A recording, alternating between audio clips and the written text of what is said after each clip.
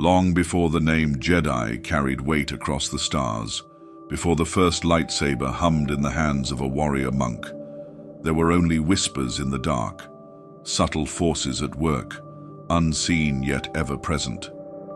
The oldest beings to walk the galaxy knew nothing of destiny, yet they felt the pull of something vast and endless, threading its way through the fabric of existence. They did not name it. They simply lived within its embrace, moving as it willed, never questioning, never resisting. This is the story of those first seekers, those who listened and learned, who shaped the knowledge that would one day become legend.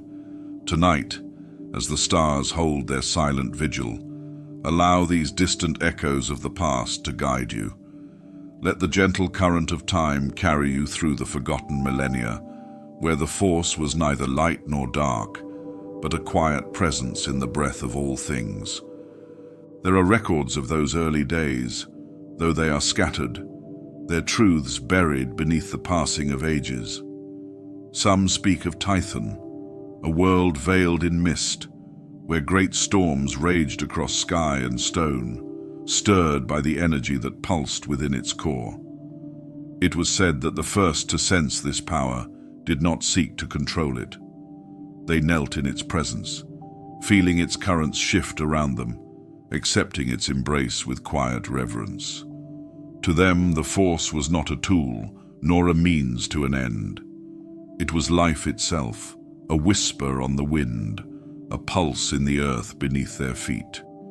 The beings who first felt its call were scattered across many worlds. Some were born beneath twin suns, their days bathed in golden heat, their nights stretching into the vast unknown.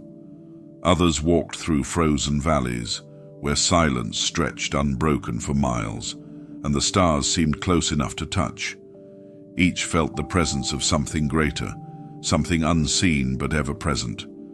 They did not yet have words to describe it, nor did they seek to define it. They simply knew. In those days, the Force moved freely, unshaped by doctrine or discipline. It called to those who could hear, stirring within them a quiet knowing. Some felt it as warmth, a gentle glow within the soul. Others sensed it as a shadow, vast and unknowable, stretching beyond the edges of perception.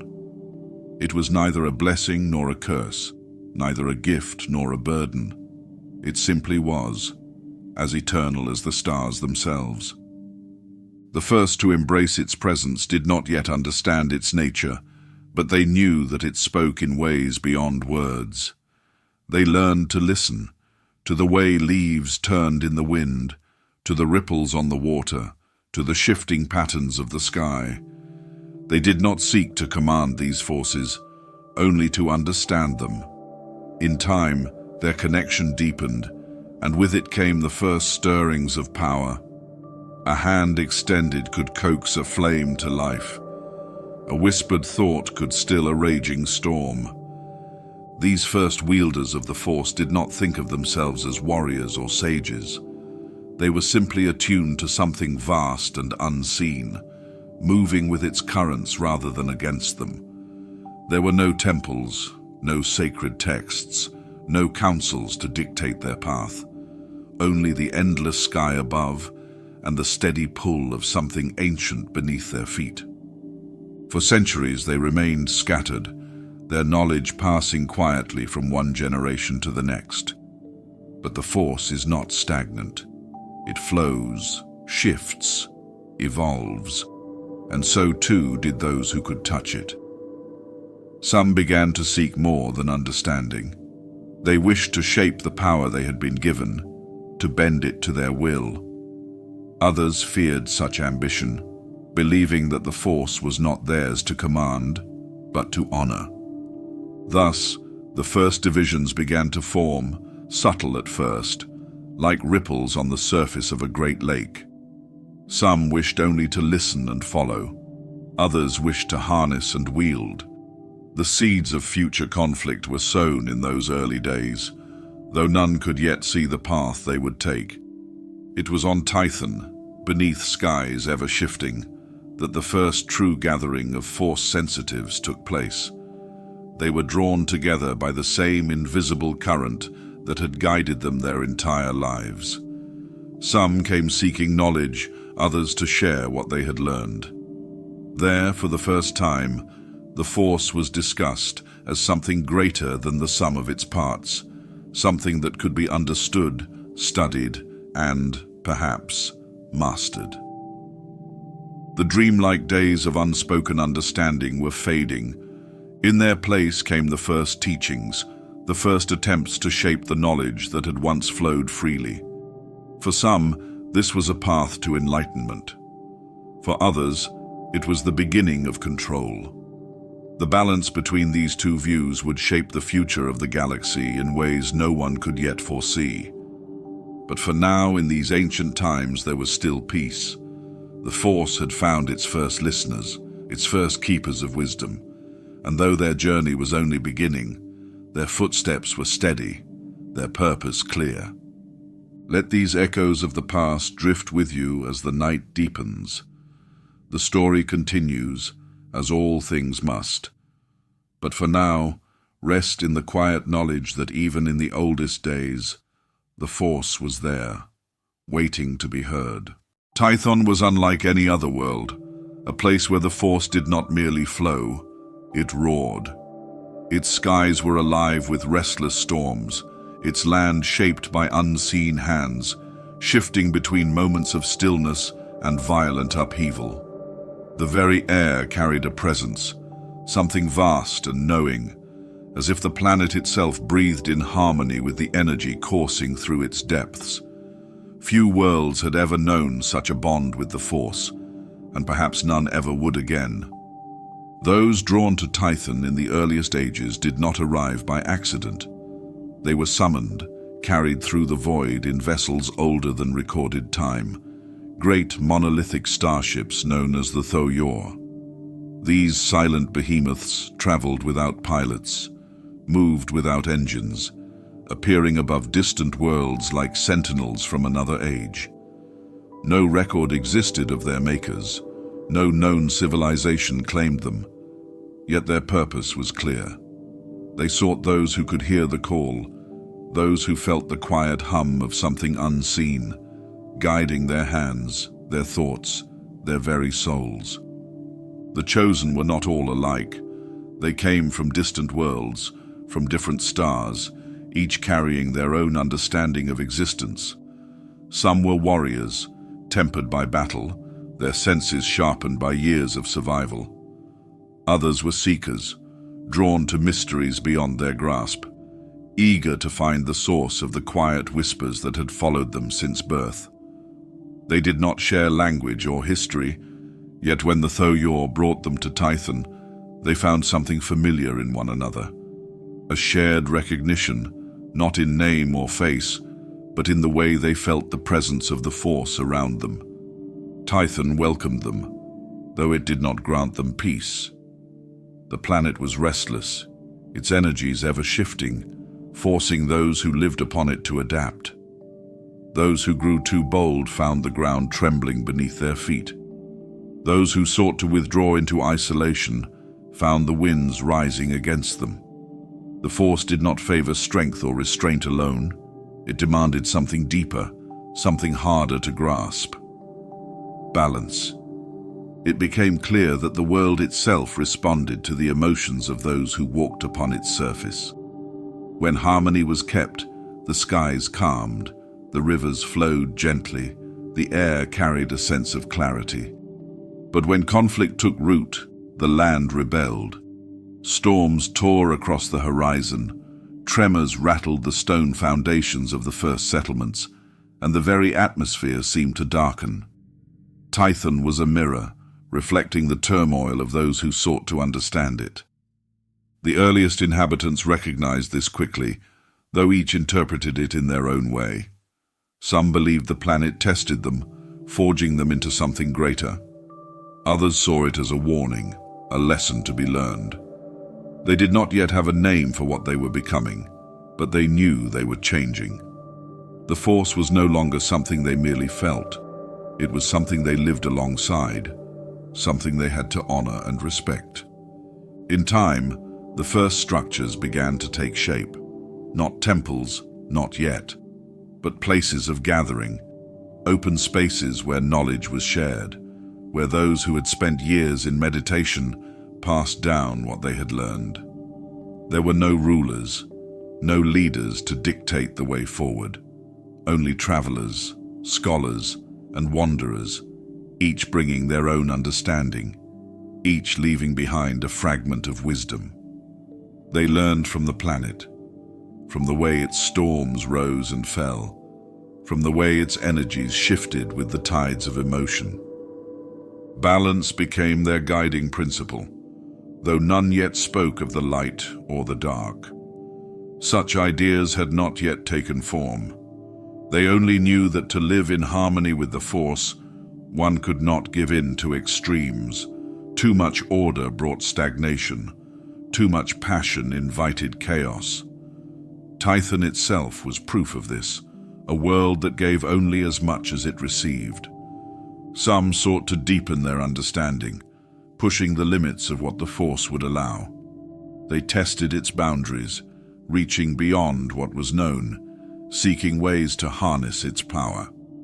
Others urged restraint, warning that such ambitions could bring disruption. These debates did not yet lead to war, but they lingered in the air like distant thunder. For now, there was peace, but it was fragile, delicate. The world had gathered its first true guardians, though they did not yet know what they would become. Their journey was still in its infancy, their teachings unwritten, their destiny unwoven. The Force had called them here, had bound them to this world, and in the silence of the night, as the wind whispered through the valleys, Tython watched over them, waiting. The story does not end here. It is only beginning. Let the past unfold. Let the voices of those who walked before speak once more. Their path is not yet clear, but the Force is with them. Always. The first seekers of the Force on Tython did not yet call themselves Jedi. They were wanderers, scholars, and warriors who had come together under the guidance of the planet's ever-shifting energies. They studied the storms, the tremors in the land, the way Tython responded to their emotions and actions. Through this, they began to understand that the Force itself carried two great currents. One was warmth, clarity, and creation. The other was power, passion, and destruction. The ancient Tythons named them Ashla and Bogan. Ashla was the light, the gentle hand that healed, the wisdom that guided, the stillness of meditation. Bogan was the dark, the surge of raw emotion, the will to act, the force that could shatter stone. Neither was inherently good nor evil. They simply were, and both were necessary. One without the other led to imbalance, and Tython had already shown them what imbalance could bring. To stray too far into either would invite the world's wrath. The storms would rise, the land would quake, the Force itself would rebel. It was in this understanding that the Jedi Order was born. They were not yet Jedi nor Sith. They did not swear themselves to light or dark, nor did they see the Force as something to be divided. Their path was one of balance, and their training reflected this. Across Tython, they built great temples, each dedicated to a different aspect of the Force.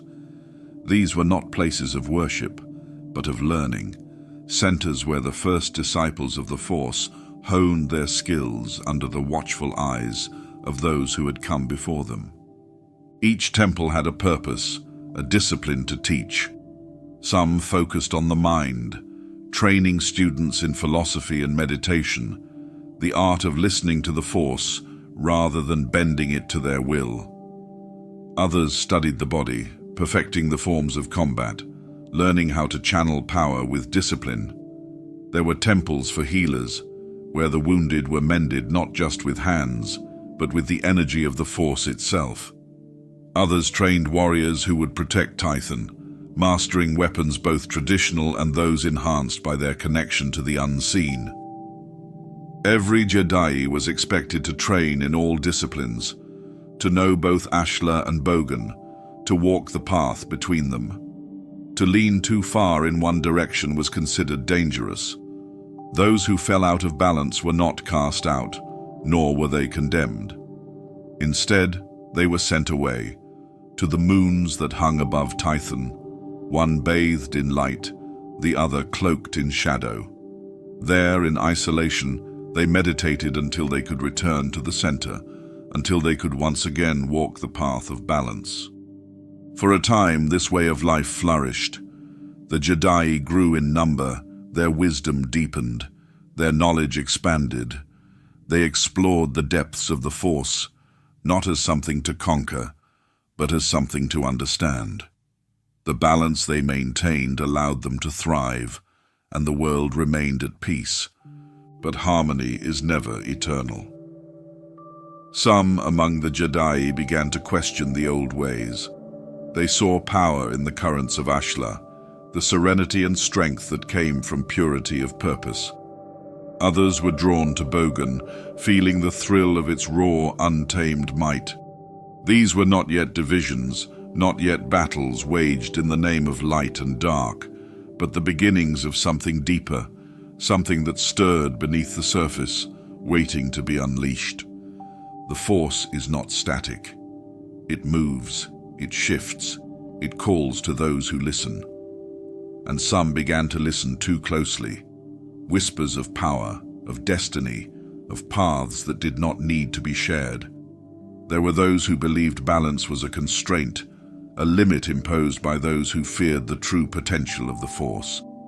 There were those who saw the Jedi teachings as a barrier, something that held them back from what they could become. For now, the Order held. The temples still stood, and those who walked the path of balance still guided the way. But the seeds had been planted. The Jedi did not yet know it, but their way of life was fragile. The balance they cherished would not last forever. The Force does not favor stagnation. It moves forward, always forward. The Jedi had built something strong, something wise, but change was coming. And Tython, as always, would be the first to know. For centuries, the Jedi walked the path of balance, shaping their teachings around the harmony between Ashla and Bogan. Their temples stood as monuments to knowledge, their traditions guided by the belief that to embrace the Force fully, one must walk between its two great currents. But balance is delicate, and beneath the surface of this unity, something had begun to shift. The first whispers of division were quiet, no more than debates held in the halls of the great temples. Some believed Ashla, the guiding light, was the true path to wisdom. They saw peace in its embrace, a clarity that allowed one to rise above the chaos of emotion. Others argued that Bogan, the raw energy of the dark, held the key to true understanding. Passion, strength, and the will to shape one's own destiny. These were not things to be feared but embraced. At first, these differences remained philosophical. The Jedi had always encouraged discourse, believing that through understanding both sides of the Force, one could find enlightenment. But as the generations passed, the divide deepened. Some Jedi no longer sought balance. They trained only in the ways of Ashla, seeking mastery through discipline and detachment. Others surrendered themselves to Bogan, casting aside restraint and embracing the power within. Tython itself began to respond. The skies darkened more often, storms rising with greater fury. The ground trembled, the rivers ran wild. The balance that had once held the world in harmony was unraveling. Those who still followed the old ways warned that a great reckoning was coming, but their voices were drowned out by those who saw the split as inevitable. The Jedi had reached a point where coexistence was no longer possible. The Force was calling them to choose a path. The first battles were small, isolated skirmishes between those who called themselves disciples of Ashla and those who followed Bogan's path. Arguments turned to duels, and duels turned to bloodshed. The great temples, once places of peace and learning, became battlegrounds. Knowledge that had been shared for generations became weapons in the hands of those who sought victory. The Force Wars had begun. Tython bore the full weight of the conflict. The storms grew relentless, the very land shifting as if trying to purge the chaos that had taken root. Cities crumbled, forests burned, and the rivers that had once flowed with the energy of the Force ran dry. The warriors of Ashla wielded their power with precision, shaping the Force into a tool of order. Those of Bogan struck with relentless fury, drawing upon raw emotion to crush their enemies. The war raged for years, each side seeking dominance, neither willing to yield. The Jedi Order, once unified in purpose, was shattered. Some tried to stand in the middle, urging restraint, but the battle had gone too far. The planet itself could not withstand the strain. A final cataclysm tore through Tython, reshaping the land, leaving scars that would never heal. The echoes of that destruction would linger for millennia, a reminder of what had been lost. When the fighting finally ceased, there were few left to witness the end. The survivors gathered among the ruins, weary and broken. They saw what had been done, what their war had cost. The Jedi were no more. The path of balance had crumbled beneath the weight of those who sought to control the Force rather than understand it. But even in the ashes of their order, something remained. Those who had followed Ashla took what knowledge they could and set forth to build something new. They would learn from the mistakes of the past, shaping a new philosophy, one that rejected the darkness and embraced only the light. They would become the first Jedi. The remnants of Bogan's disciples did not accept defeat. They fled into the stars, carrying their teachings with them, seeking a place where their power would not be restrained. In time, they would become something far darker. Their war was not over. The Force had not chosen a side. It remained as it always had, moving, flowing, watching.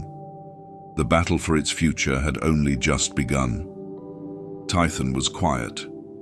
The storms that had once mirrored the conflict of the Jedi had settled, leaving behind a scarred world and a broken order. The Force Wars had reshaped everything. Those who survived stood among the ruins of their temples, carrying the weight of what had been lost. There was no celebration, no victory, only the realization that balance had failed. The Jedi were no more.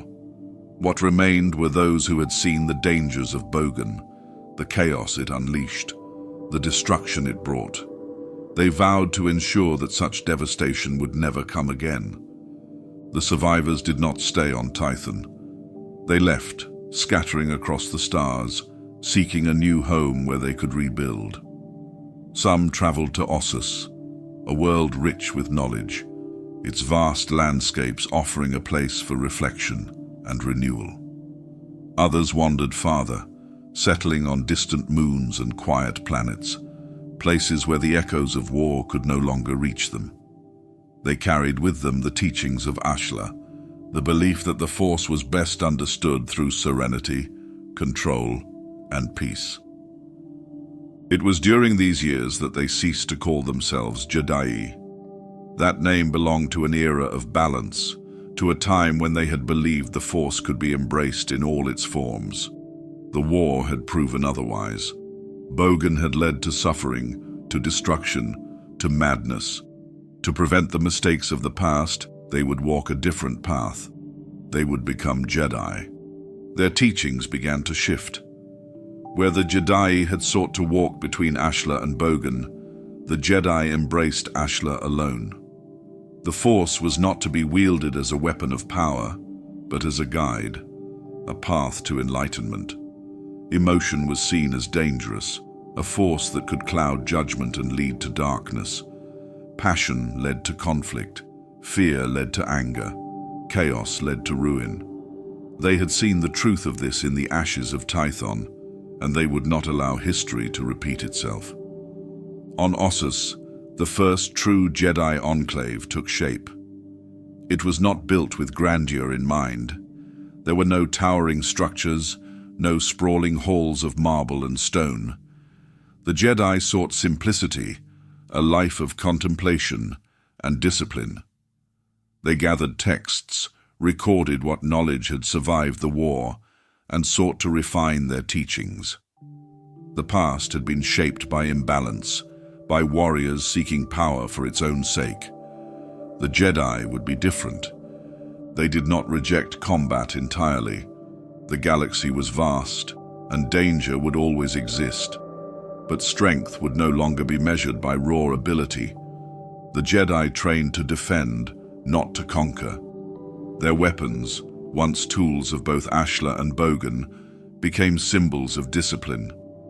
They wielded them not with pride, but with caution, understanding that the act of drawing a blade should always be the last resort. In time, their numbers grew. Others, drawn to their teachings, came seeking wisdom.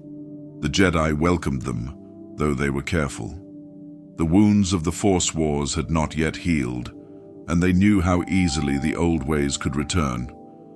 Their students were taught to surrender themselves to the Force, to let go of attachment, to find peace in detachment, to love too deeply, to grieve too greatly. These were paths to suffering. The Jedi did not hate. They did not seek revenge. They did not allow the past to define them. The galaxy took notice. The Jedi were not warlords, nor were they rulers. They did not seek control, yet their presence carried weight. Their wisdom was sought by those who wished to avoid conflict, their guidance valued by those who sought peace. They did not call themselves guardians, yet they became protectors of those who could not protect themselves. But even as they grew, the memory of the past remained. They had seen what came from unchecked ambition, from passion left untamed, and beyond the quiet halls of Ossus, beyond the stars where they now dwelled, there were those who had not abandoned Bogan, those who had fled, who had seen the war not as a warning but as unfinished business. They waited, far from the reach of the Jedi, in places where the light could not touch. The Jedi did not fear them. Fear was a path to darkness. But they knew this peace would not last forever. The Force was always in motion. It had brought them to this moment, had shaped them through war and loss. They had emerged stronger, wiser, but the past was never truly gone. It waited, as it always had, just beyond the horizon. The Jedi had found their purpose, but their path was still unshaped. The Force Wars had taught them that balance was fragile, that the unchecked pull of emotion could lead even the wisest astray. They had seen what happened when power became obsession, when passion blurred judgment. The remnants of the Jedi knew that if their new order was to endure, they would need more than just a name. They needed principles, a foundation that would guide them away from the chaos they had once known. The first discussions were held in the halls of the Jedi enclaves, where the survivors gathered to shape the future. They spoke of the past, of the mistakes that had brought ruin to Tython. The war had begun not with armies, but with beliefs, conflicting views on how the Force should be wielded. Some had sought control, others surrender, but all had ultimately fallen to their own convictions. The Jedi would not make the same error. They would build a way of life, not just a philosophy. The greatest concern was Bogan. The dark side had proven its danger, its ability to corrupt even those who once walked the path of wisdom. But fear of Bogan was a danger in itself.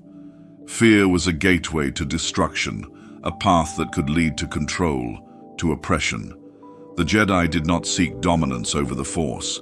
They sought understanding. Their rules could not be built upon fear, nor could they be enforced with punishment. They had to be a guide, not a shackle. It was agreed that emotion would be their first test. The Force Wars had begun when passions had grown unchecked, when anger had become a weapon instead of a warning. The Jedi understood that emotions were natural, but they also saw how easily they could spiral beyond control. Passion led to attachment. Attachment led to fear of loss. Fear of loss led to desperation.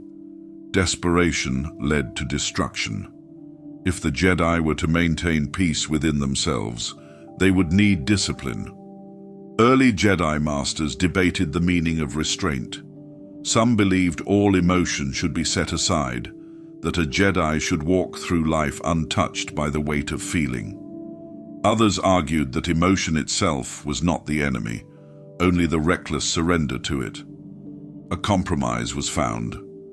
The Jedi would not deny their emotions, but they would master them. A Jedi could feel sorrow but not be consumed by it. A Jedi could care but never to the point of obsession. They would embrace peace over passion, clarity over impulse. From these discussions, the first form of the Jedi Code was spoken, though it was not yet set in stone. It was a teaching, a mantra to remind those who followed the path why they walked it. It began simply, "There is no ignorance, there is knowledge." The Jedi would not fear what they did not understand. They would seek wisdom in all things, learning from the past so they would not repeat its mistakes. There is no passion, there is serenity. Emotion would not rule them.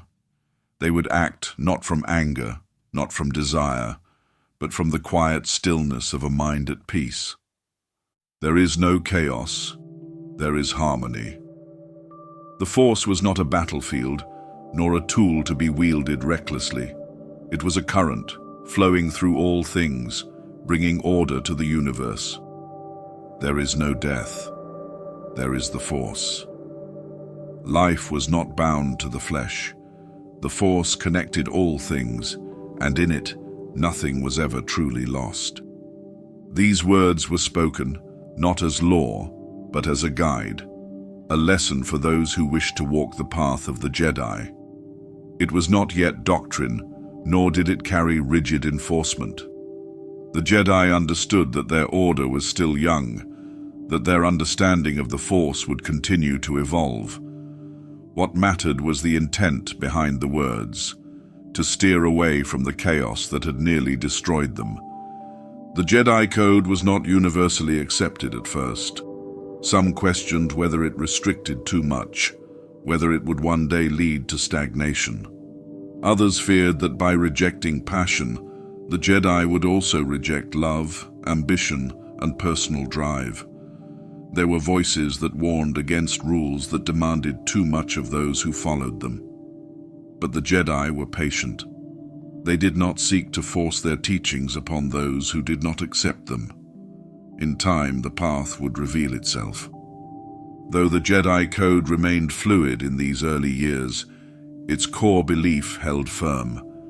The Force was a responsibility, not a right. To wield it without discipline was to risk falling into darkness.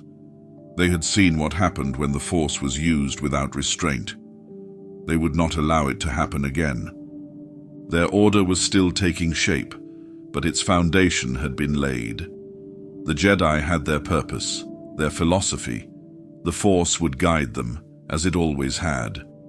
But what they had built was only the beginning. The galaxy was vast, and beyond the walls of their enclaves, others still sought to control what the Jedi had chosen to serve. The challenges ahead would test them in ways they could not yet foresee. The Jedi believed they had found stability. Their code provided structure, their teachings guided new generations, and their enclaves became places of wisdom rather than conflict. They had risen from the ashes of the Force Wars, determined to ensure that history would not repeat itself. Yet beneath the surface of their unity, there were those who felt the Jedi had abandoned something vital. Not all who had once walked the Jedi path agreed with the new stance. The rejection of Bogan, the strict adherence to Ashla, and the growing restrictions on emotion were seen by some as limitations rather than enlightenment. The Force, they argued, was not meant to be divided. The Jedi had understood this, embracing both sides rather than choosing one. But the Jedi had turned away from that balance, reshaping their philosophy into something narrow, something that denied half of what the Force had to offer. At first, these disagreements were quiet. Those who questioned the Jedi's path voiced their concerns in the halls of the enclaves, seeking discourse rather than defiance. They pointed to the past, reminding their brothers and sisters that Ashla alone had not saved them from war.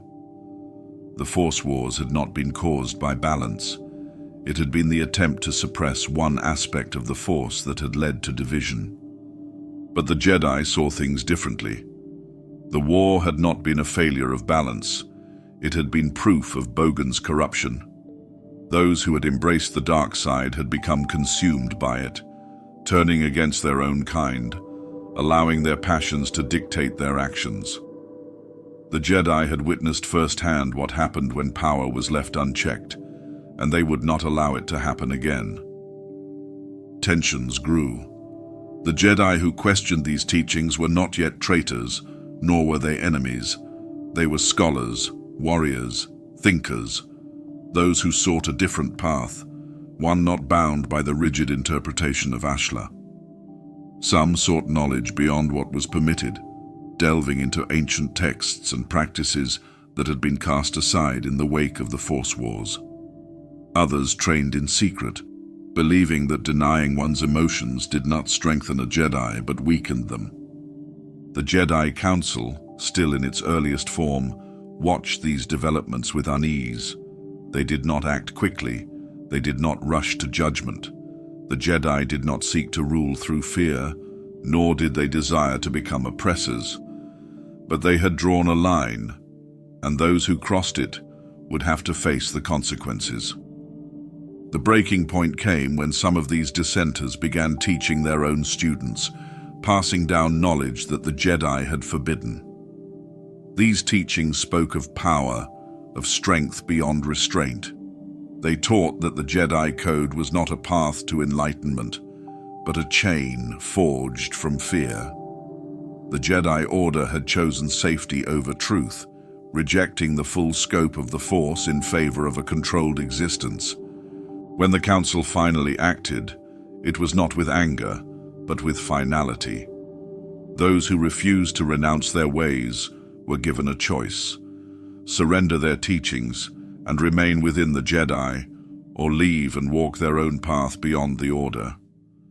Some accepted exile willingly, believing that the Jedi had strayed too far from the truth to be corrected. Others left with bitterness in their hearts, convinced that the Jedi were blind to the Force's true nature. These exiles would later be known as the first Dark Jedi, though at the time they carried no such name. They did not yet see themselves as a separate order, nor did they all share the same beliefs. Some sought knowledge, others power, but all had one thing in common. They had been cast out by those who had once been their brothers and sisters. They vanished into the stars, scattered across distant worlds, seeking refuge in places beyond the Jedi's reach. Some wandered alone, continuing their studies in isolation. Others gathered in secret, forming small enclaves of their own, refining the teachings that had led to their exile. The Jedi did not pursue them. They had no desire for war, nor did they believe that those who left posed an immediate threat. But the seeds had been planted. The division that had begun as a debate had now become something greater. A rift had formed in the legacy of the Force, one that would only grow wider with time. For now, the Jedi continued forward, believing they had done what was necessary. Their order was strong, their code intact. But beyond their borders, in places where shadows stretched long, those they had cast out were watching, waiting. The story was not over. It had only just begun. Korriban was a world shaped by death. Its surface, a vast expanse of blood-colored sand and jagged cliffs, bore the weight of countless centuries. The air was thick with the whispers of the past, echoes of power and ambition that had long since faded, yet never truly vanished. The force clung to the land, but unlike Tython, where it ebbed and flowed with the balance of Ashla and Bogan, here it pulsed with raw intensity. There was no harmony, no measured equilibrium, only dominance and submission. The native Sith species had long adapted to this unforgiving world. Tall, red-skinned, with piercing eyes that burned like embers, they were as much a part of Korriban as the mountains and storms that raged above its surface.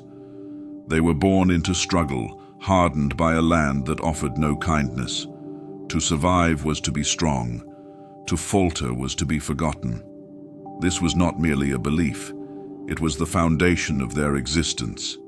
Their civilization, ruled by warlords and sorcerers, revolved around the mastery of the Force.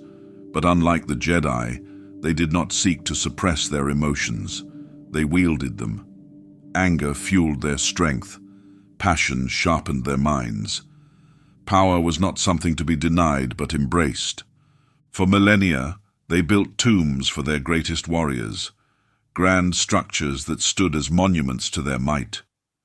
Even in death, their rulers commanded fear, their spirits lingering in the halls of their resting places, bound to the darkness they had once controlled. Their history was written in conquest, in betrayal, in the struggle for supremacy. This was the way of the Sith. It had always been. Then the Exiles arrived. They came not as conquerors, not at first. They were wanderers, former Jedi who had turned away from Ashla, seeking the knowledge their order had forbidden. The dark side had called to them, whispered promises of strength and understanding beyond the rigid laws of the Jedi. Cast out for their defiance, they had searched for a place to rebuild, to refine their teachings away from the prying eyes of those who had rejected them. Korriban welcomed them, not with open arms, but with trials of fire and blood. The Sith did not kneel before outsiders, nor did they trust those who claimed wisdom without proving their worth. The Exiles had to earn their place, and they did so in the only way the Sith understood, through battle. Those who faltered were struck down, their weakness a stain unworthy of Korriban's legacy. But those who endured, who showed cunning, strength and mastery of the Force, were granted passage into Sith society. In time, they did more than survive. They thrived. The merging of these two paths, the sorcery and strength of the Sith, the knowledge and ambition of the exiled Jedi, created something new, something far greater than either had been before. The Sith species had always known the dark side, but the exiles brought structure, refinement, a deeper understanding of how to wield power beyond instinct. In return, the Sith gave them purpose, a home where their teachings were not only accepted, but revered. Slowly, the exiles rose in status, their influence spreading through Sith culture until they were no longer outsiders. They became kings, priests, lords of war. They took the title of Sith not as a species, but as a legacy, a new order shaped by both blood and ideology. The distinction between the original Sith and the fallen Jedi blurred until there was no difference at all. They were Sith, bound together not by race, but by strength, by the relentless pursuit of power. Yet even in this new era, the old ways of the Sith remained. Betrayal was inevitable. Power demanded conflict. Those who led did so only because they had proven themselves stronger than those beneath them. And so, the Sith Empire was born, not as a single nation, but as a fractured hierarchy where strength dictated rule. The greatest among them would rise as Dark Lords, but their position was never secure. A true Sith ruled only for as long as they could hold their throne. Far from Korriban, the Jedi continued their teachings, unaware of what had been created in the darkness. They had cast out those who sought power, believing that without guidance, they would fade into obscurity. But the Sith had not faded. They had become something more, something stronger. The time would come when they would return, not as exiles, but as conquerors. The Sith had found their rulers.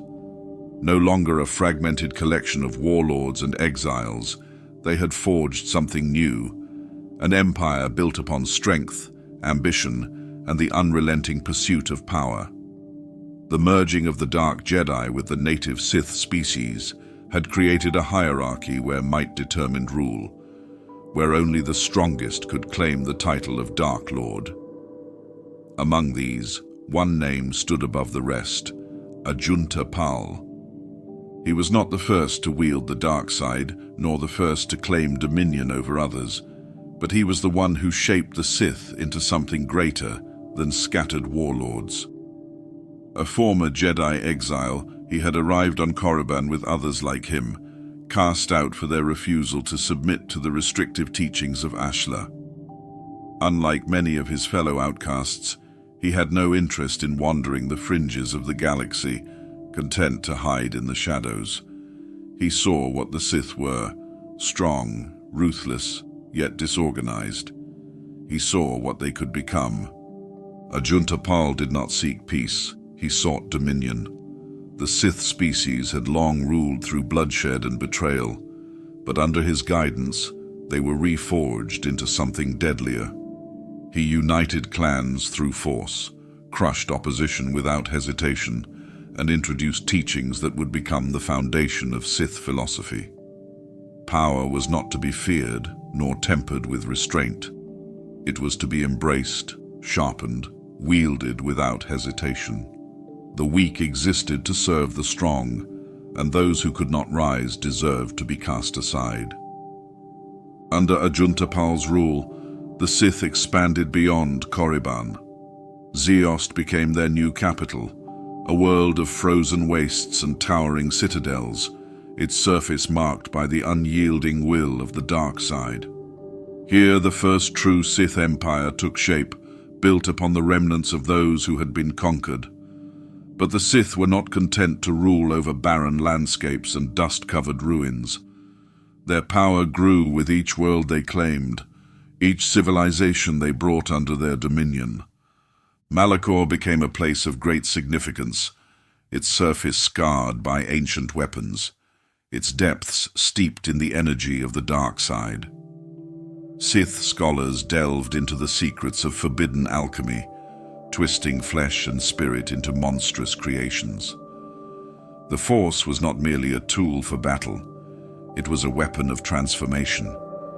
Through their experiments, they forged abominations of war, creatures bound to their will, living extensions of their power. The Sith did not merely conquer, they corrupted. They did not seek to coexist with the galaxy, but to reshape it in their image. They built temples not as places of worship, but as fortresses of knowledge, where only the most worthy could uncover the true depths of the dark side. Their teachings spread, not through kindness or persuasion, but through the raw weight of power. Those who sought their wisdom were tested, their minds and bodies broken down before they were reforged into something greater. Their empire was not without conflict.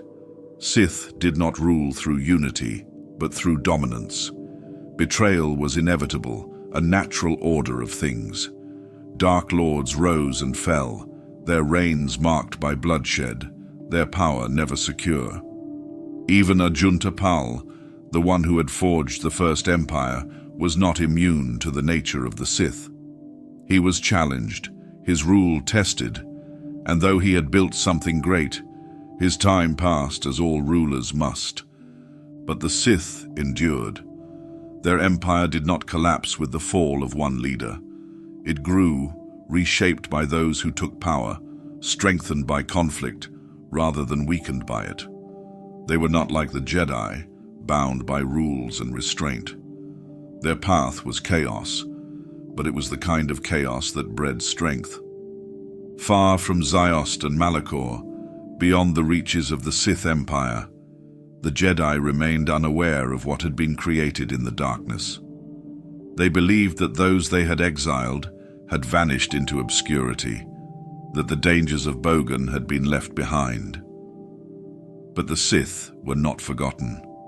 Their empire was growing, their influence spreading, and the day would come when they would no longer remain hidden. The galaxy was vast, but the Sith knew patience.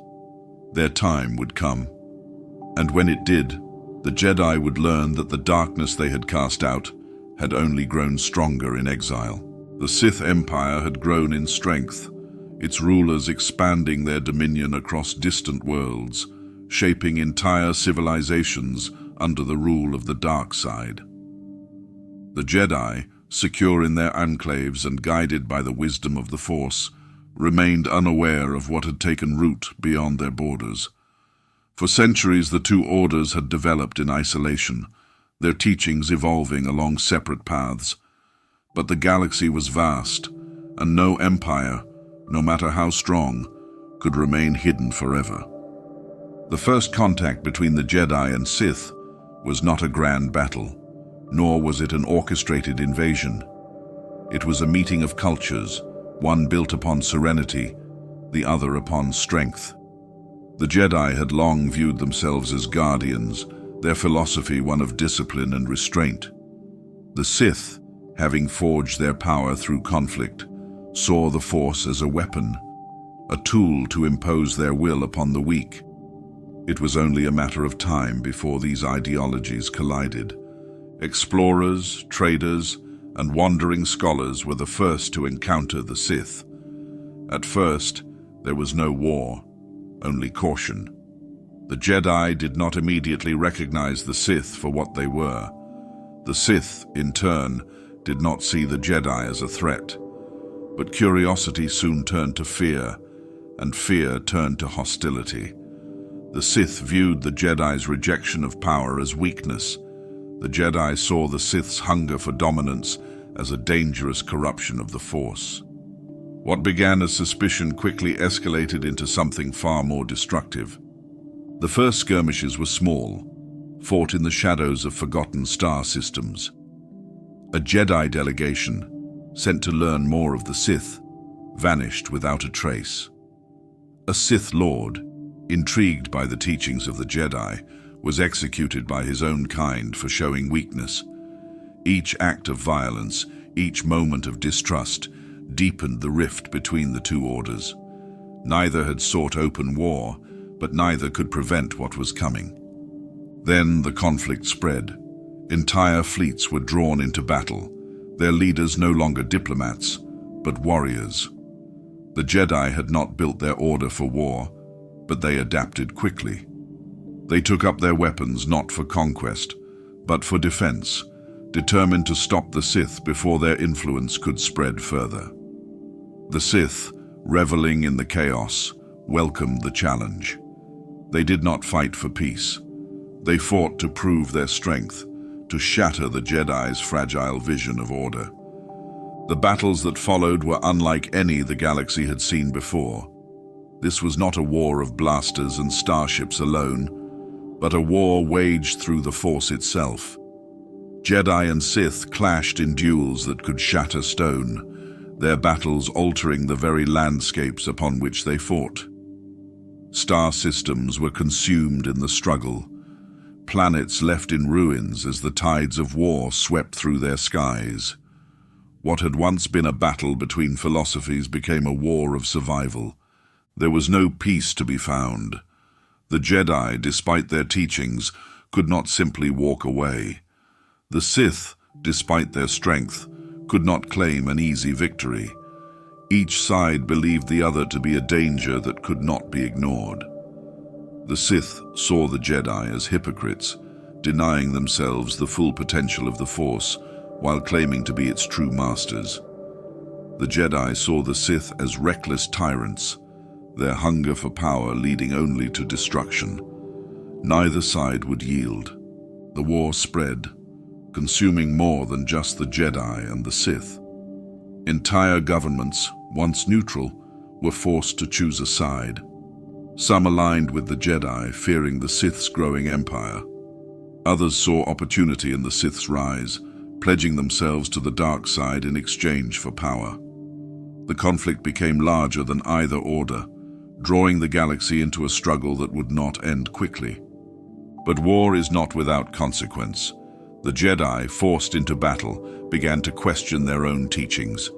To take a life, even in the name of peace, was to walk dangerously close to the darkness they had sworn to resist. The Sith, though thriving in the chaos, soon learned that even strength had its limits. The war had not only made them more powerful, it had made them vulnerable. Their empire, once hidden in the shadows, was now exposed to the full might of the Jedi Order. Neither side could see the end. The war had begun, and it would shape the galaxy for generations. What had once been two distant paths had now converged, locked in a struggle that neither could escape. The conflict between Jedi and Sith had become inevitable, and the battle for the Force had only just begun. The war between the Jedi and the Sith was not fought only on battlefields. It raged in the minds of scholars, in the whispers of ancient records, in the shadows of temples where knowledge had been collected for millennia. The Force was not merely a weapon, it was a mystery, an enigma that both sides sought to understand, control, and when necessary, conceal. The Jedi, ever cautious, had long maintained great libraries of knowledge. The most revered among them was the great Jedi library on Ossus, a repository of wisdom gathered from across the galaxy. Within its walls, ancient texts described the earliest teachings of the Jedi, the philosophies that had shaped the Jedi Order, and the secrets of the Force itself. But not all knowledge was meant to be freely shared.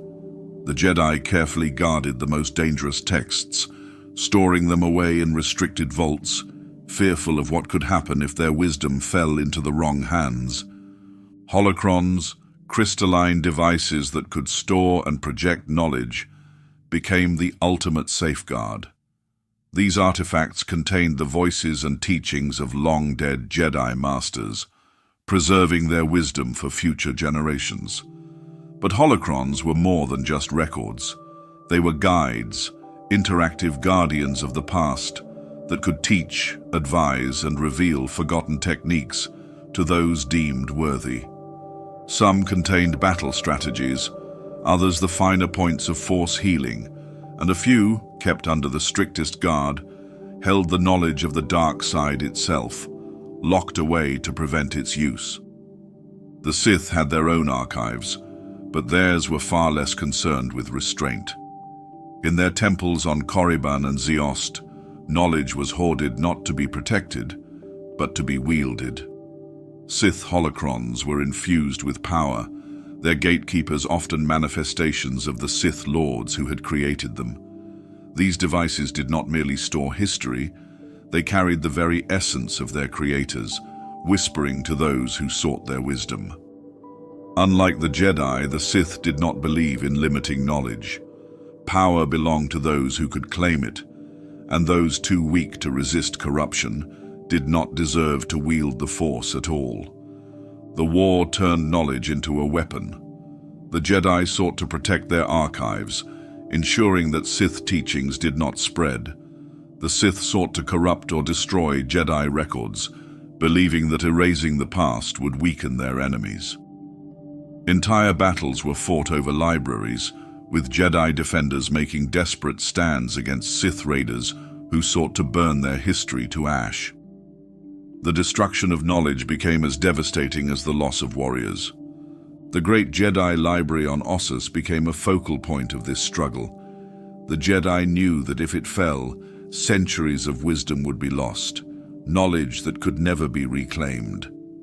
They reinforced its defenses, shielding it with protective barriers and hiding the most dangerous texts deep beneath its surface. But the Sith were relentless. They knew that to cripple the Jedi, they had to strike at the heart of their knowledge. Beyond Ossus, other caches of knowledge lay hidden. Coruscant, the center of galactic civilization, had its own secrets buried beneath the towering spires of its cityscape. Deep within its underlevels, forgotten vaults held relics older than the Republic itself, scrolls, holocrons, and artifacts locked away by long-forgotten scholars. Some whispered that even the Jedi did not know the full extent of what was hidden there, that buried beneath layers of history were texts so old and powerful that they had been sealed away to prevent their discovery. The Sith had their own places of hidden knowledge. Malachor, a world tainted by dark rituals, was said to hold temples filled with forbidden lore, places where the Force itself was twisted into something unnatural. There were records of experiments, of rituals designed to bend life and death, of artifacts that carried the whispers of those who had wielded them before. The Sith did not seek to protect knowledge. They sought to use it, to transform it into something that would bring them greater power. The war for knowledge was fought in shadows, in secret halls where Jedi Masters and Sith Lords alike sought to preserve, uncover, or destroy the past. For both sides, victory did not mean the end of battle. It meant control of history itself. And in that struggle, no knowledge, no matter how ancient, was truly safe. The Jedi Order did not emerge from war fully formed. It was shaped by those who carried its teachings forward, refined by the wisdom of those who had seen both triumph and failure. In the earliest days, when the Jedi were still defining their path, certain figures stood out, masters who left behind legacies that would shape the Order for millennia. Among them was Grand Master Kayla Bryn, one of the earliest known leaders of the Jedi. She was not a warrior in the traditional sense, nor did she seek conflict. Her strength lay in her mind, in her ability to see beyond the immediate battle and understand the greater currents of the Force. It was under her guidance that the Jedi Code began to take its final shape, shifting from an evolving mantra to a strict doctrine that would guide Jedi behavior. Kayla Bryn understood that war had forced the Jedi to act, but she also feared what battle had done to them. She had seen Jedi wield their power in ways that blurred the line between protector and conqueror. Even those who fought with noble intent had been changed by conflict. Some had come to enjoy the battle, to revel in the power the Force granted them. Bryn saw this as the greatest danger the Jedi faced, not the Sith, not the enemies they fought, but the risk of becoming something they had sworn to oppose. Her teachings emphasized discipline, the idea that Jedi must not only control their actions, but their emotions as well. Anger, fear, passion, these were not simply dangerous because they could lead to darkness. They were dangerous because they clouded judgment, made Jedi act impulsively rather than wisely. Under Bryn, the Order began to shift away from the Jedi philosophy of balance, embracing a more rigid structure that separated the light from the dark. But not all Jedi agreed with this path. Some, like Master Garen Brawl, believed that understanding emotions was the key to mastering them. He argued that denying feeling entirely would weaken the Jedi, leaving them detached from the very people they sought to protect. Jedi should not live as monks isolated from the world, he claimed, but as guardians who truly understood the struggles of those who relied on them. This debate, whether Jedi should suppress emotion or seek to understand it, became one of the most defining philosophical divides within the Order. It was not as visible as the war against the Sith, nor did it lead to open battle, but it shaped the way the Jedi saw themselves. Some, following Bryn's teachings, embraced serenity, detachment, and strict discipline. Others, influenced by Broll's perspective, sought balance between wisdom and feeling, believing that true mastery came not from suppression, but from self-awareness. Despite these internal debates, the Jedi grew in stature, their reputation spreading far beyond the enclaves and temples where their teachings had begun. The Republic, still young in its expansion, took notice of them. The Jedi were not rulers, nor did they seek political power, but their ability to maintain peace, to settle conflicts before they escalated into war, made them invaluable. One of the earliest recorded accounts of Jedi intervention in galactic affairs came from the Battle of Kedar.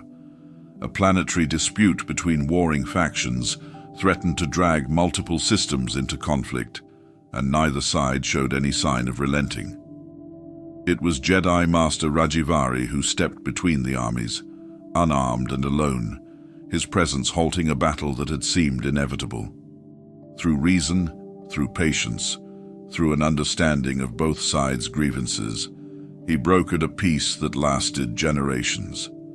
Stories like these spread, cementing the Jedi as something more than just Force users. They became symbols of peace, of wisdom, of stability in an uncertain galaxy. The Republic did not officially name them as its protectors, but time and necessity led to an unspoken alliance. When conflict arose, when diplomacy failed, the Jedi were called upon to bring order without tyranny, justice without oppression. But even as the Jedi were welcomed as peacekeepers, the lessons of the past were not forgotten. They had risen from war, and the darkness they had once fought had not vanished. The Sith had been pushed into the shadows, but the Jedi knew the dark side would never truly disappear. It would wait, it would grow, and when it returned, the Jedi would be ready. The legacy of the early Jedi Masters endured not in the battles they fought, but in the philosophy they left behind. Whether through discipline or understanding, through detachment or connection, their teachings shaped the Order into what it would become. And as the galaxy turned, as new generations took up the mantle, one truth remained unshaken. The Jedi were guardians, not conquerors. They did not seek war, but when war came, they would not turn away. The Sith Empire was vast, its reach extending across countless worlds, its rulers bound together not by unity, but by power. Strength was the only law, ambition the only virtue. For the Sith, conquest was not just a means to expand their dominion, but a way to prove superiority. Yet, for all their victories against external enemies, their greatest threat had always come from within.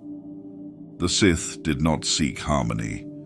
They did not build their empire upon trust or shared ideals. Each Sith Lord ruled with the knowledge that power was fleeting, that every ally could one day become a rival, and that no throne was ever truly secure. The strong ruled, the weak perished, and betrayal was inevitable.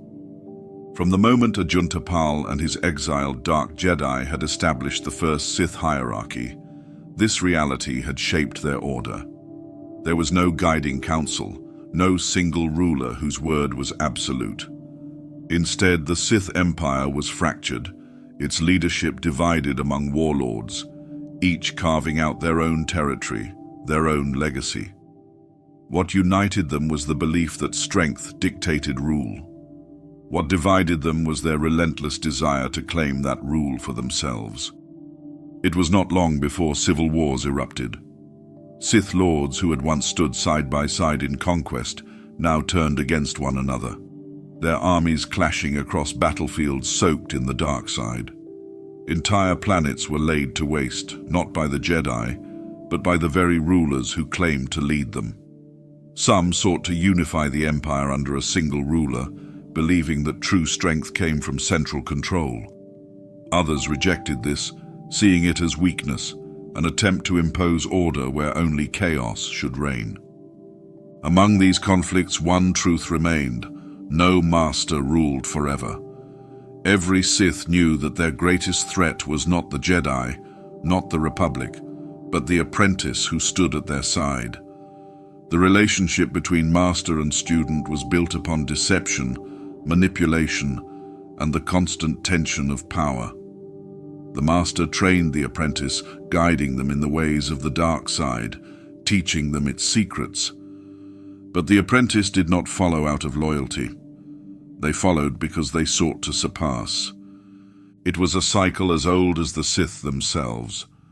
A master grew powerful, gathered followers, shaped the Sith Empire in their image. But power invited envy, and every apprentice knew that the true test of strength was not in obedience, but in the moment they would strike their master down. Those who hesitated were weak. Those who succeeded took their place. The strong ruled, and the cycle began again. The downfall of Lord Cordis was one such tale, a story whispered in the halls of Korriban's ancient tombs.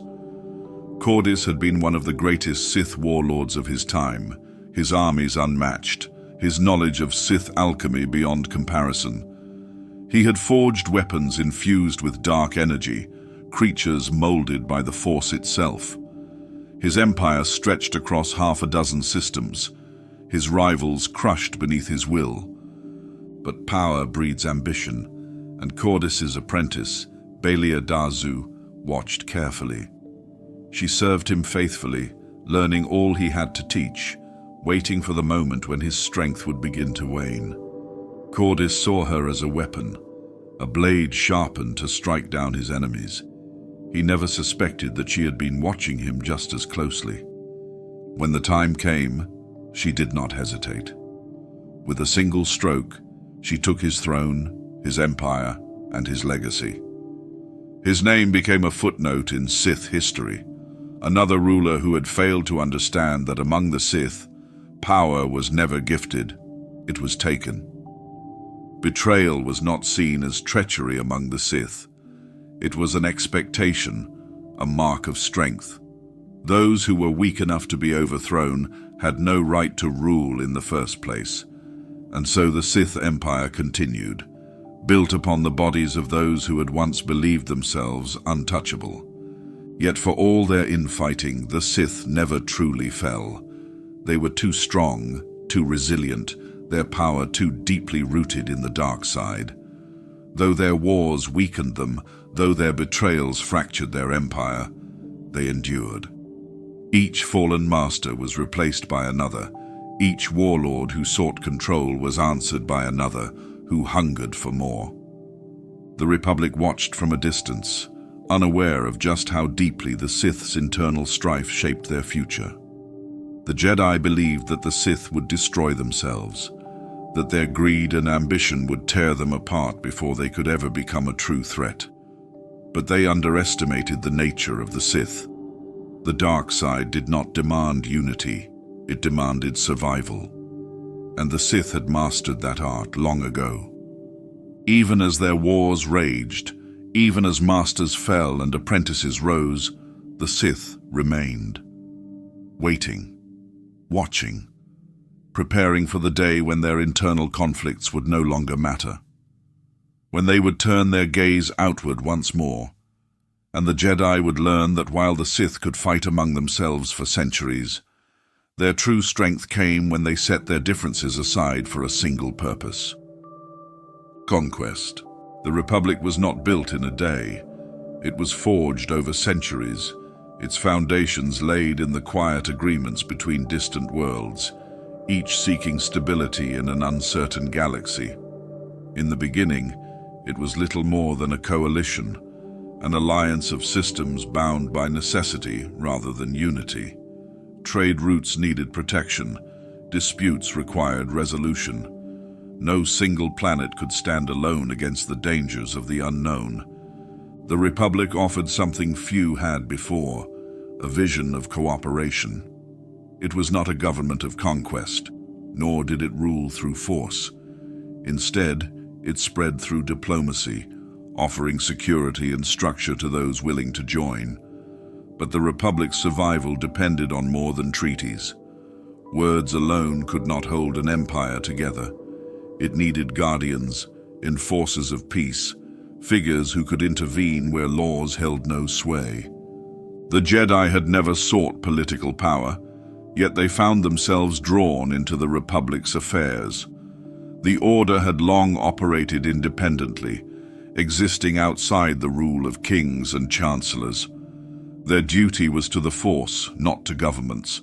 Yet, as the Republic expanded, it became clear that its vision aligned with their own. Where the Jedi sought harmony, the Republic sought order. Where the Jedi defended the innocent, the Republic sought to prevent war. Their goals were not identical, but they overlapped in ways neither could ignore. It was not a formal alliance at first. The Jedi were not soldiers, nor did they see themselves as enforcers of law. But the Republic's leaders recognized the power the Jedi wielded, the ability to bring peace where war threatened to take hold. When systems fell into conflict, the Jedi were called to mediate. When lawless factions sought to undermine the Republic's stability, the Jedi were sent to restore balance. They were not conquerors, nor were they rulers, yet their presence alone shaped the fate of entire star systems. Some within the Jedi Order questioned this growing involvement. The Force did not serve governments, nor did it recognize borders. To align too closely with the Republic was to risk becoming entangled in its politics, its ambitions, its inevitable conflicts. A Jedi's duty was to the Force, not to a senate of politicians whose decisions were shaped by agendas and power struggles. Others saw the Republic as a necessity. Without stability, there could be no peace. If the Jedi did not stand with the Republic, then chaos would take hold, and the darkness they had fought for generations would find new footholds. The Sith had fallen into obscurity, but their influence had not disappeared. Corruption, ambition, war, these forces did not need a name to exist. The Republic, for all its flaws, was the only force capable of uniting the galaxy against them. The question of the Jedi's role was never fully answered. It remained an open debate, shaping the Order's choices for centuries. Some Jedi remained distant from political affairs, focusing solely on their connection to the Force. Others worked closely with Republic officials, believing that true peace could not be achieved without direct action. The Jedi did not rule, nor did they seek to control the Republic's path. But their presence in the galaxy became undeniable. As the Republic grew, so did the Jedi's responsibilities. They were called to the frontiers, to newly settled worlds where law was still fragile. They helped establish order, not through governance, but through mediation and protection. When disputes arose, they settled them. When threats emerged, they stood in defense of those who could not protect themselves. Their influence was felt far beyond their temples. To the people of the Republic, they became more than scholars or mystics. They were symbols of justice, of wisdom, of an ideal greater than the governments they assisted. In the eyes of many, the Republic did not merely survive because of diplomacy or trade agreements. It endured because the Jedi stood watch over it. Yet, even as they cemented their place in galactic affairs, the Jedi knew that peace was never absolute. The Republic's growth was not without opposition. Not all worlds wished to join its fold. Not all saw its expansion as a force for good. And beyond the edges of known space, beyond the stars that marked the Republic's reach, something else was waiting, watching, preparing. The Jedi had risen alongside the Republic, but their greatest tests were yet to come. The Force moved, as it always had, shifting in ways that few could foresee. And while the Jedi had sworn themselves to peace, the galaxy was far from done with war. The journey back to Tython was not one of conquest or expansion. It was one of reflection, a pilgrimage undertaken by Jedi seeking answers lost to time. The Republic had flourished, the Sith had been cast into the shadows, and yet, within the Order, there were those who questioned the path that had been taken. The Jedi had become warriors, defenders of the Republic's ideals, but in doing so, had they strayed too far from what the Force had once revealed to their ancestors? Tython had been abandoned for centuries. After the Force Wars, when the Jedi had fractured and the Jedi Order emerged, the planet had faded from memory. Its storms had raged, its balance disrupted, its purpose forgotten. But history had a way of calling out to those who still listened. The Jedi, for all their discipline, knew that wisdom was not found only in holocrons or temples. It was etched into the very essence of the Force, waiting to be rediscovered. When the first Jedi pilgrims arrived, they found a world unchanged by time, yet altered by absence. The land bore no temples, no grand structures to mark its importance. What remained were whispers, traces of what had once been. The Force had never left Tython, but it had grown restless. The planet, once a place of harmony, carried an unease that rippled through the air like a long-forgotten warning. As the Jedi explored, they encountered something beyond mere ruins. The echoes of the past lingered, taking shape not in stone, but in the Force itself. Some saw figures from an era long gone, Jedi masters standing in silent contemplation, their forms flickering like candlelight before vanishing. Others felt the weight of ancient teachings pressing upon them, voices carried on the wind, reminding them of the balance their predecessors had once held sacred. But Tython was not welcoming. It tested those who walked upon its surface. Jedi who had devoted their lives to serenity found their emotions stirred in ways they could not explain.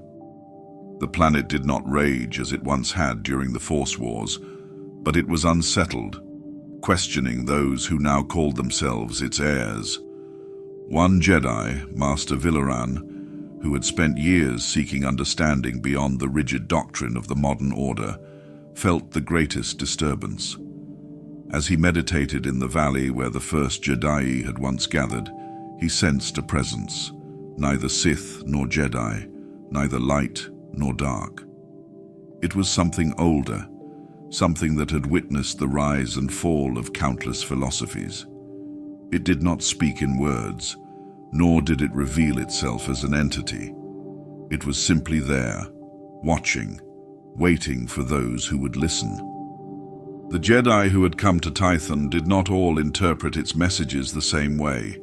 Some saw the visions as tests, illusions meant to challenge their resolve. Others believed they were warnings, reminders of what had been lost. But one truth could not be ignored. The Jedi had changed.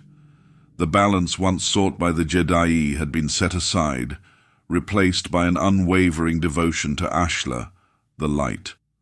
The dark side was seen only as corruption, something to be denied, rather than a force that existed as part of the universe itself. Some among the Jedi began to wonder if their rejection of balance had weakened them.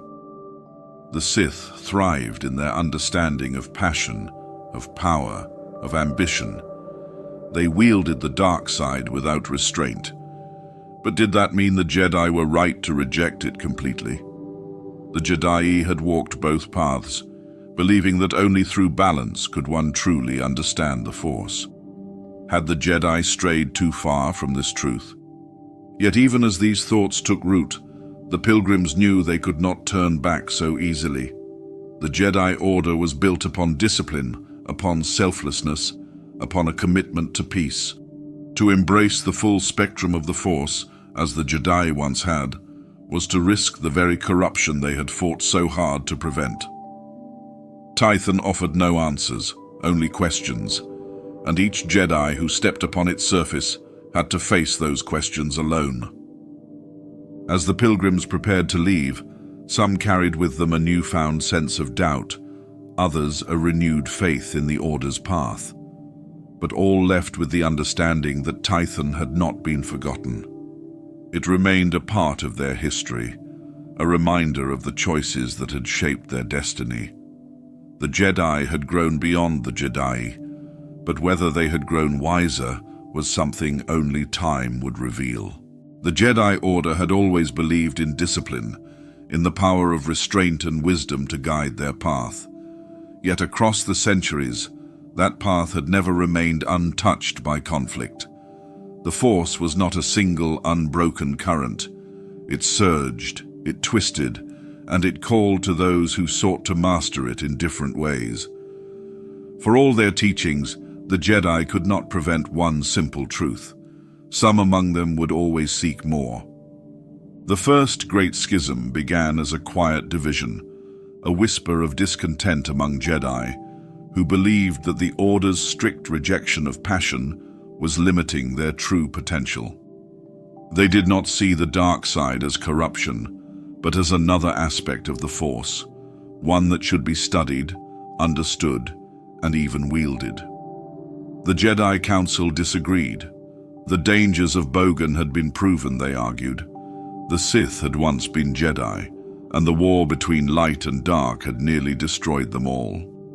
To study the dark side was to invite it, to open the door to something that could not be controlled.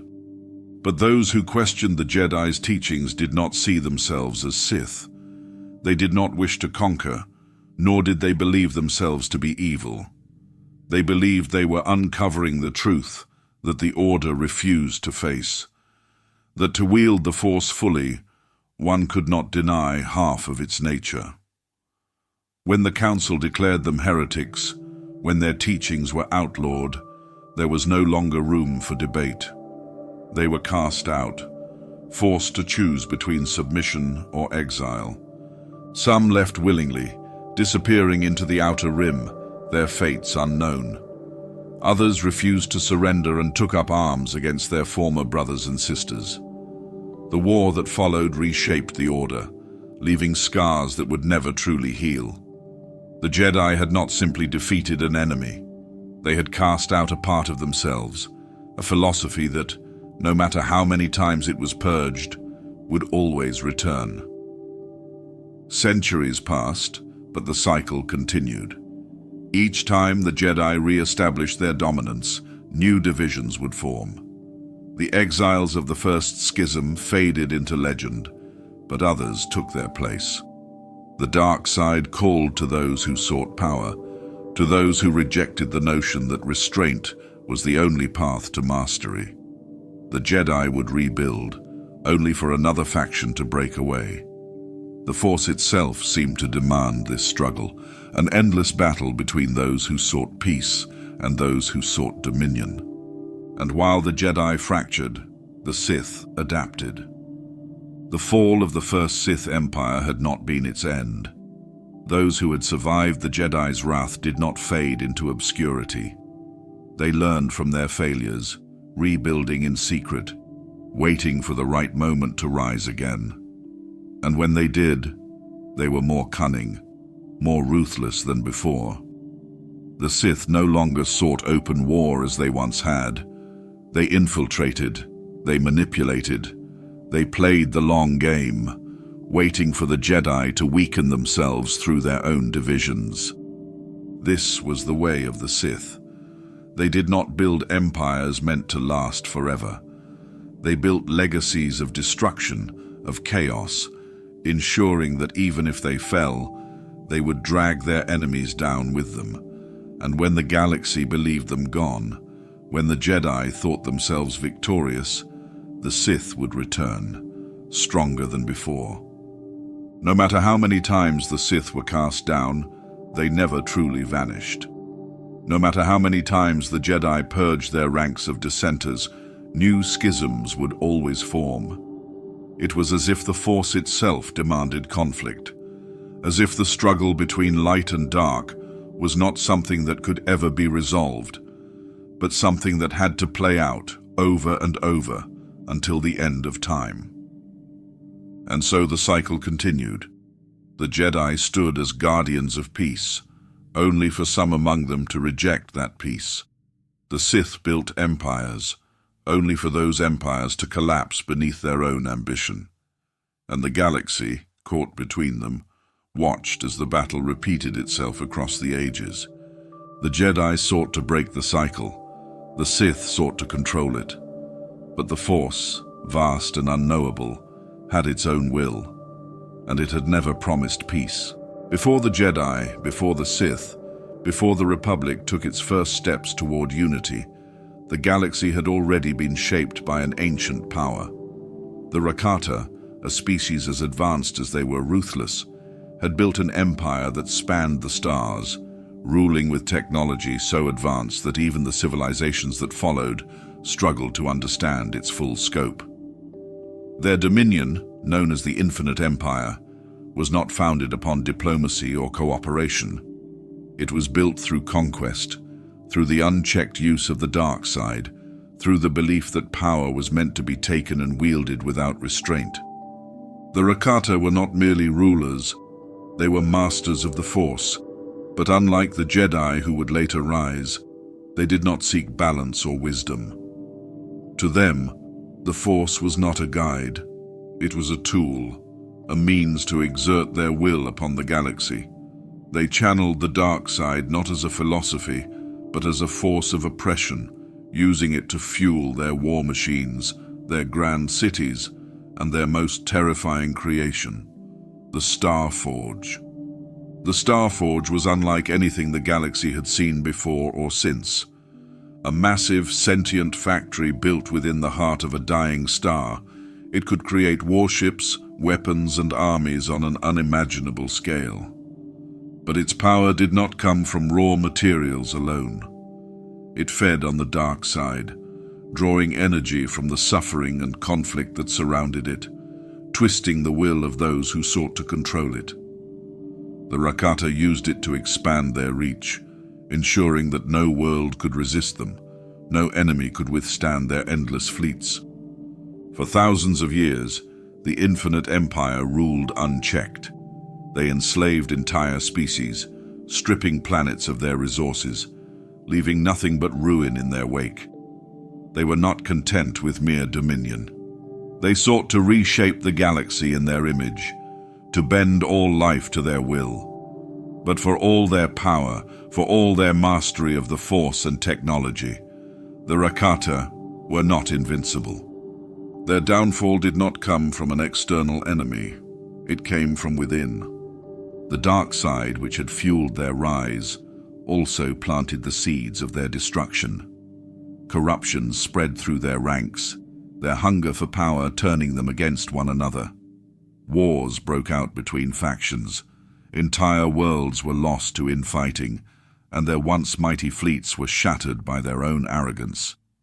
And then, without warning, a plague unlike anything seen before swept through the Rakata, devastating their population. Some believed it was the will of the Force, a natural consequence of their unchecked cruelty.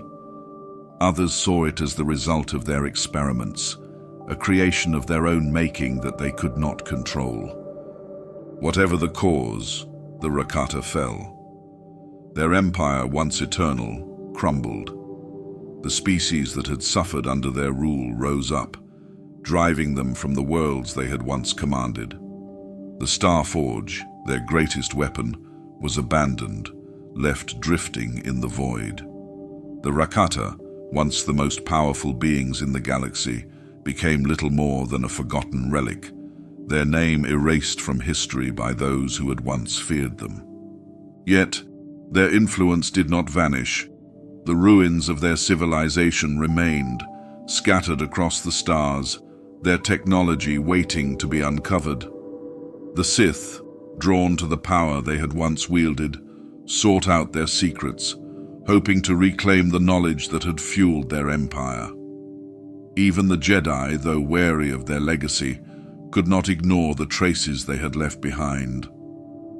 The Rakata were gone, but their shadow remained.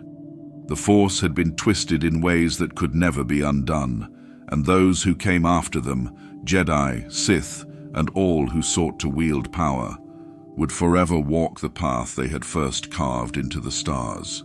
Long before the Jedi and Sith waged their wars, before the Republic spread its influence across the stars, there were whispers of a deeper truth hidden within the Force.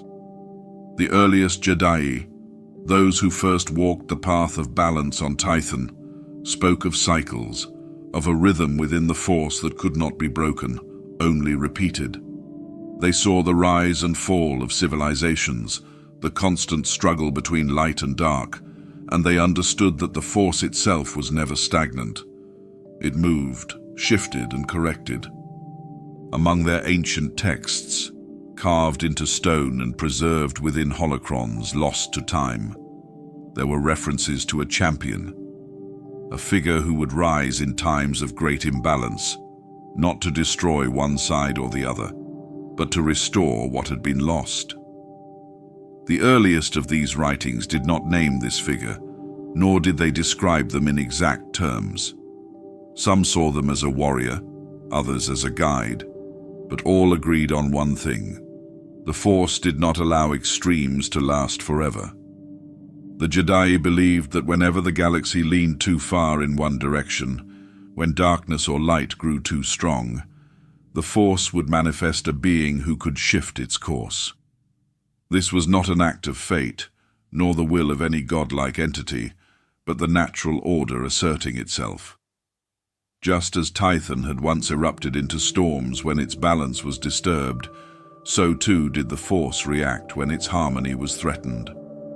These beliefs, once held sacred by the Jedi, were largely dismissed by the Jedi who followed.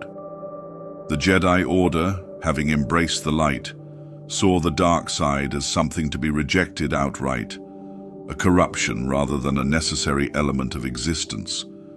They no longer spoke of balance as the Jedi had, nor did they believe that the Force worked in cycles. To them, the goal was simple: eradicate the dark side, and peace would be permanent. But the past could not be ignored. Jedi scholars, searching through the ruins of Tython and the fragments of Jedi knowledge that remained, uncovered references to a being who would bring balance to the Force. The wording varied, the meanings obscured by centuries of interpretation, but one phrase appeared time and again: the Chosen One.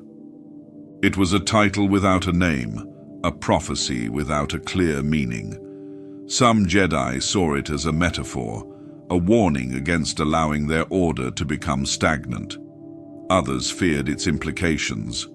If the Force itself sought balance, did that mean the Jedi were wrong to push only for the light? The Sith too had their own interpretations. Some dismissed the prophecy as Jedi superstition, but others believed in it more deeply than the Jedi themselves. They saw the Chosen One not as a restorer of balance, but as a bringer of destruction, someone who would shatter the Republic, break the Jedi Order, and allow the Sith to reclaim their rightful dominance. For centuries they sought this figure, hoping to mold them into a weapon of darkness rather than an agent of balance. Throughout history, there were those who were thought to be the fulfillment of this prophecy. Some believed Revan, a Jedi Knight turned Sith Lord who later sought redemption, had been the one destined to bring balance. He had walked both paths, embraced both light and dark, and in the end had turned away from both to forge his own destiny.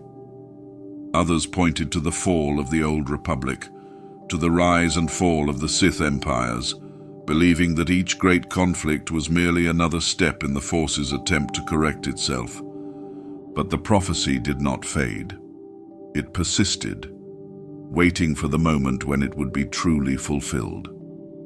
And in the final days of the Republic, as the Jedi stood at the height of their power, yet blind to the darkness rising around them, whispers of the Chosen One returned. There were those who believed Anakin Skywalker was the one spoken of in the ancient texts. Born of unknown origins, his connection to the Force was stronger than any Jedi before him.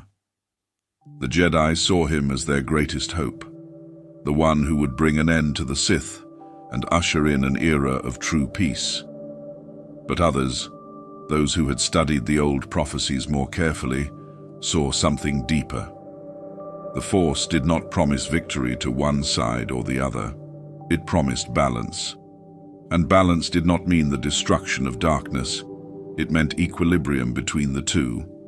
The Jedi, in their pursuit of light, had failed to see what was happening before them. The Sith had adapted, changed, hidden in the shadows where they could not be so easily erased. The Republic, bloated and corrupt, had become the very kind of extreme that the Force would seek to correct. And Anakin, the supposed chosen one, did not fulfill the role they had imagined. He did not bring an era of Jedi dominance. He did not destroy the Sith in the way they had hoped. Instead, he became part of the very cycle the Force had always followed.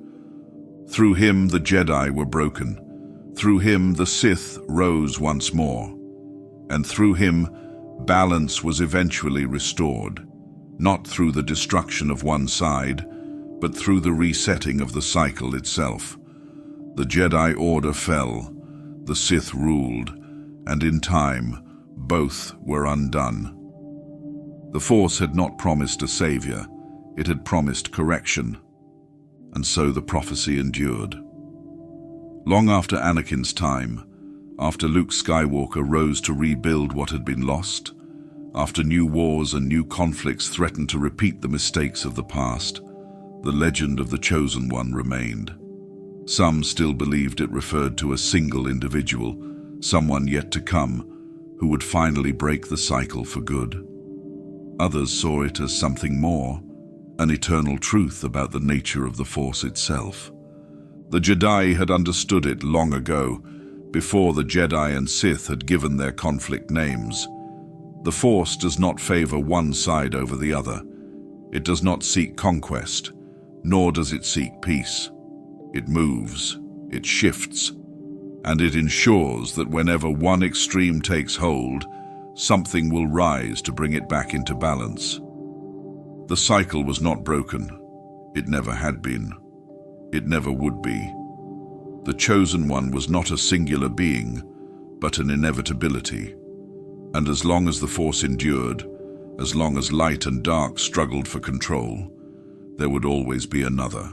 The Force is not a tool, nor is it bound by the desires of those who seek to wield it.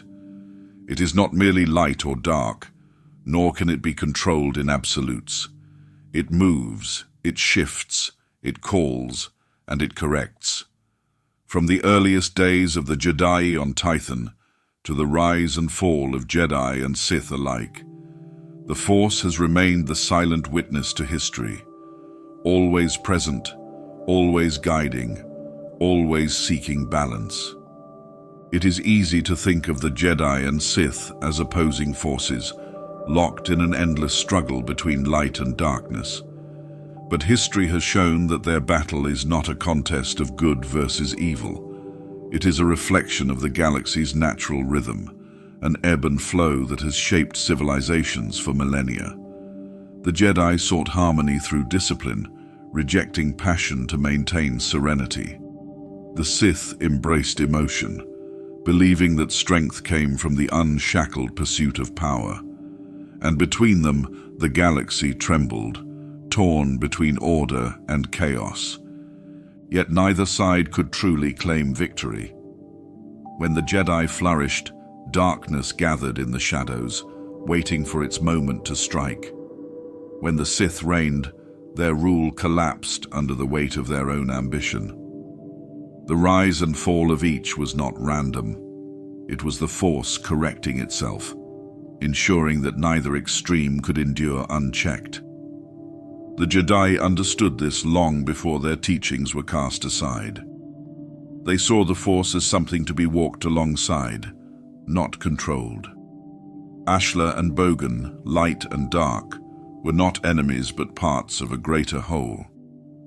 Their balance was fragile, yet it was the only true way to exist in harmony with the Force. But balance is not simple, nor is it easy to maintain. It demands understanding, self-awareness, and the acceptance that both light and dark will always exist. Throughout history, the Force has revealed this truth again and again. The Jedi, in their pursuit of purity, became rigid, so devoted to their ideals that they could not see their own flaws. The Sith, in their hunger for power, became consumed by their own destruction.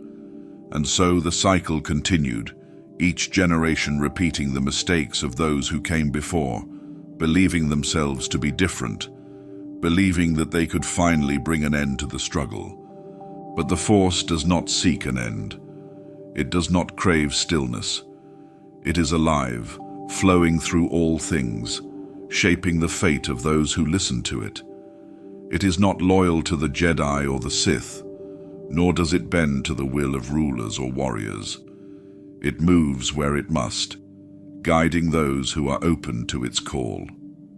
Perhaps this is what balance truly means, not the dominance of one side over the other, not the eradication of darkness or the triumph of light, but the understanding that both exist, always, and that neither can be denied. It is not a war to be won. It is the heartbeat of the galaxy, the pulse of existence itself. For all their wisdom, the Jedi never fully accepted this. For all their power, the Sith never understood it. But the Force remains, watching, waiting, knowing that in time, the cycle will begin again. The story of the Force is as old as the stars, woven into the rise and fall of civilizations, whispered through the teachings of those who sought to understand it. From the earliest Jedi to the towering legends of the Jedi and Sith, history has moved in currents, guided by those who embraced its power and those who sought to control it. Long ago, on Tython, seekers of wisdom looked to the Force as a great balance. Ashla and Bogan, light and dark, two halves of a whole. The Jedi did not seek to conquer one side or the other, only to understand. But understanding is not always enough. When the Force Wars shattered Tython's balance, when the Jedi emerged from the ruins with a new path, the seeds of conflict were planted. The Jedi chose the light, believing it was the key to harmony.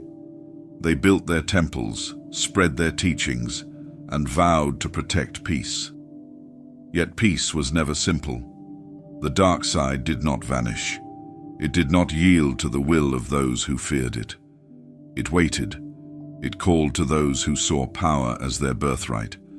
And when the moment was right, it returned. The Sith rose from the very ranks of the Jedi, not as invaders from beyond, but as those who had once walked the same path. Their war was inevitable. Across centuries, across countless worlds, Jedi and Sith clashed again and again, their conflict shaping the fate of the galaxy. No matter how many times one side fell, the other could never stand unchallenged for long. The Sith built empires, only for their own betrayals to destroy them. The Jedi upheld peace, only for their own blindness to let darkness slip through the cracks. Each believed they could break the cycle, yet the Force had no end, no single victory that would silence the struggle forever. The ancient Rakata, long before Jedi or Sith, had wielded the Force without restraint, bending it to fuel their infinite empire. They had fallen, consumed by their own arrogance, their once mighty dominion reduced to forgotten ruins. The Force had not chosen their side, nor had it mourned their passing. It had simply moved forward. Those who came after them, Jedi, Sith, Skywalkers, were part of the same current. Each era carried echoes of the past, lessons that were learned and forgotten in equal measure. For every warrior who swore to uphold the light, another was drawn to the dark. For every temple raised in the name of wisdom, another crumbled under the weight of ambition. The Force did not belong to the Jedi, nor did it serve the Sith. It flowed through all things, a silent presence watching as civilizations rose and fell, as balance shifted and corrected itself. And so the cycle continued. The names changed, the battles took different forms, but the current remained the same. The Jedi Order, with all its wisdom, could not erase the dark side. The Sith, with all their cunning, could not extinguish the light. They were bound together, not by choice but by nature itself, forever shaping one another. Even as history moved forward, as the age of the Republic faded into legend, the same struggles played out. A boy born into slavery became the fulcrum upon which the Force turned. A son rose from the ashes of a fallen order, not to destroy the Sith, but to understand the path his father had walked. The Force did not seek heroes or villains. It sought balance, and when the galaxy fell too far in one direction, it would always find a way to correct its course. Perhaps the Jedi had understood this better than the Jedi ever had. Perhaps in their search for balance, they had glimpsed a truth that was later lost to time. The Force is neither a weapon nor a prize to be won. It is not a battlefield where light must conquer darkness or where darkness must swallow the light. It is a current, endless and ever-moving, guiding those who listen, shaping those who refuse. Its story is not finished. It never will be. The Force remains, as it always has, as it always will. And as the galaxy turns once more, as new seekers step forward to follow its call, its whispers echo in the quiet places of history, waiting to be heard. May these ancient whispers guide your dreams.